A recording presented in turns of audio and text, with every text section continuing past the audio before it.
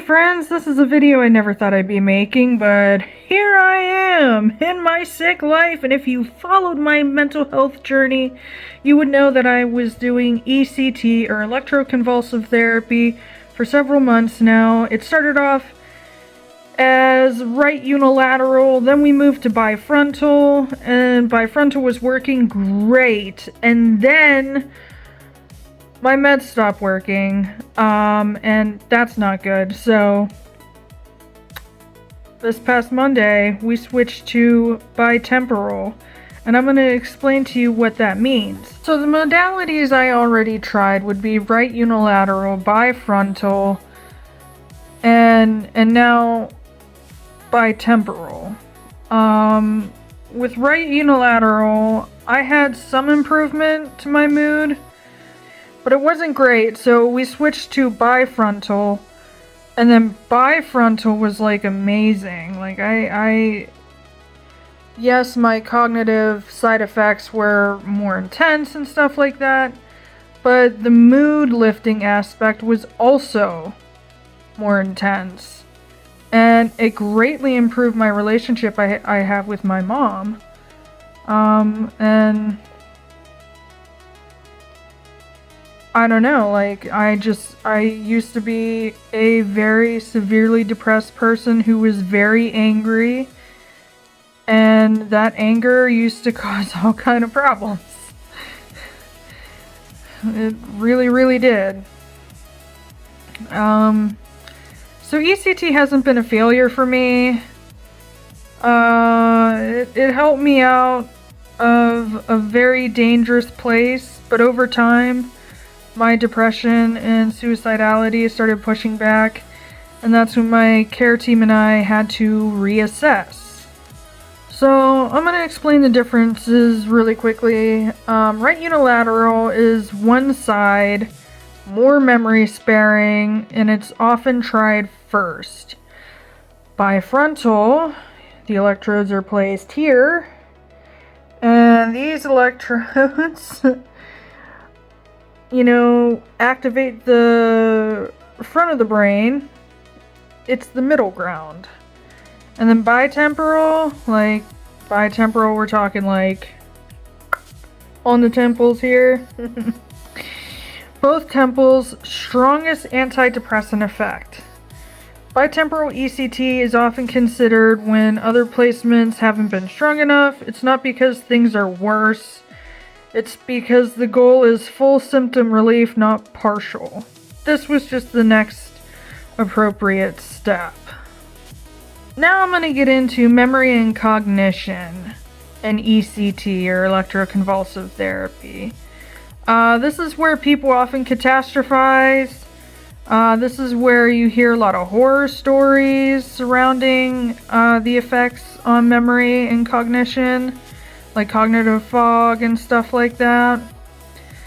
And I'm not saying that there isn't, like you should definitely be aware that that is a side effect. I don't know. See, I already went into ECT knowing what I know about it. I worked psych, then outpatient for a while, and I went to nursing school while going to inpatient psych, and it was just, like, I worked in the medical field for a number of years. And I saw interesting things about psych and stuff like that. Here's the thing. People are sliding into my DMs because I talk about going to ECT and stuff like that. People are sliding into my DMs and sharing these horror stories and telling me that, I should stop doing ECT, or at least be very much aware that it causes permanent brain damage.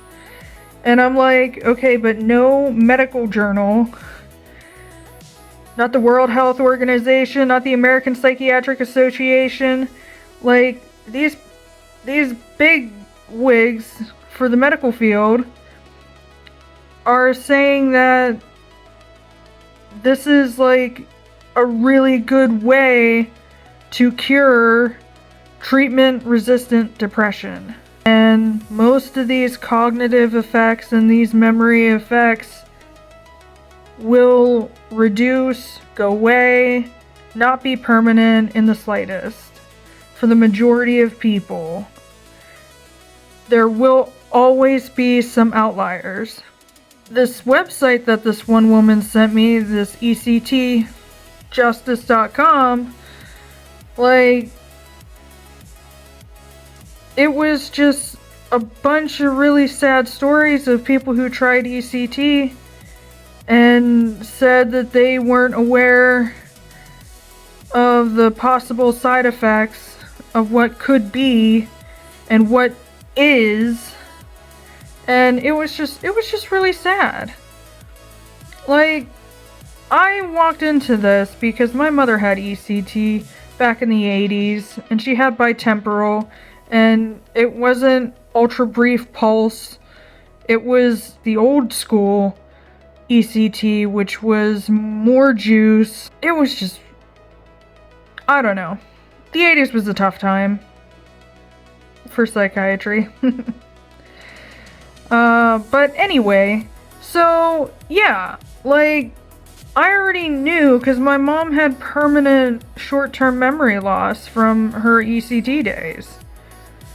So when this person slid into my DMs telling me, like, you should be careful and this, that, and the other, I just kind of like, okay, well, thank you, I guess.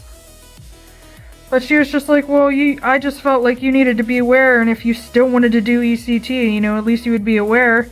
And I was like, I was aware going in from the start.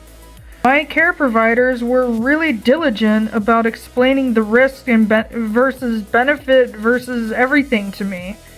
They really took their time with me. So, I don't know. My team is monitoring me really well. I do these memory games before every session, and this, that, and the other, and you know, yes, bitemporal ECT can come with more memory side effects and that kind of stuff. I'm not pretending otherwise. Okay, I already have some cognitive fog from ECT, which is why I keep saying and we're watching that closely. But the risk of untreated life-threatening depression is also very real, you know? And this is about weighing risks against risks. Thankfully, most people, including my attorney, have been like really kind to me and patient and understanding. Although my friends are kind of funny because they're like, hey Tess, you remember? And I'm like, no.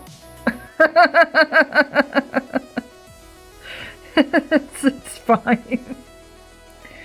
Look, the big picture for all of this is I didn't choose this because I'm reckless or desperate.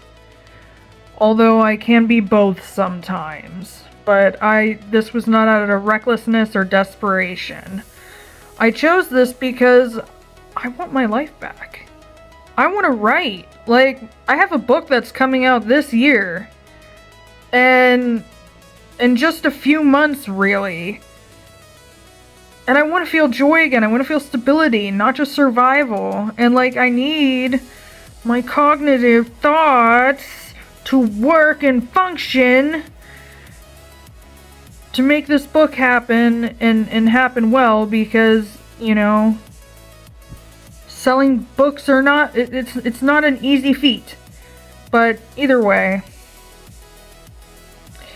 I just want my life back. I have bipolar disorder that is very treatment resistant. It's not fun. But, you know, I'm kind, loving, funny, sometimes, I don't know. Sometimes, I don't know. No, I'm funny. I'm decently funny. I'm decently humorous. But, yeah, I really just don't want to be stuck in this, like, survival thing. I really don't want to wind up dead like my friend Chris, who killed himself. That's terrible. The most important thing about what bitemporal ECT is not. It is not brain damage, like that website suggests. Okay? It's not. It's not punishment, like that website suggests. Okay? It's not. It's not giving up. It's not a failure of willpower. This is a medical treatment for medical illness, period. If you're considering ECT or a change in treatment, please talk to your own doctors. Everybody's brain is different. Every situation is different. And I'm sharing my story, not giving medical advice. Although I am giving some pushback to that website. You know, because it's just... It's sad that unfortunate things happen to some people, but it's not something that causes brain damage, guys. I'm sorry, but the American Association of Psychiatry does not agree. Same with the World Health Organization. They do not agree. So, I just thought, a little PSA out there. So, I just want to end on this note. If you're watching this because you're scared, or because someone you love is going through ECT, like, I see you. You're not weak. You're not broken. You're doing the best you can with the best tools you have available. And I'm doing the best I can with the best tools I have available, and that's just kind of how it is. So, please, comment, ask your questions. I'll try to answer them to the best of my ability. Please subscribe, follow my journey. I'm also an artist, so I might throw some paintings up eventually. I just haven't been... I've been too depressed to function, guys. I've been too depressed to paint. But that's kind of the gist. So thank you for following my journey. Thank you for watching. Have a great day, guys.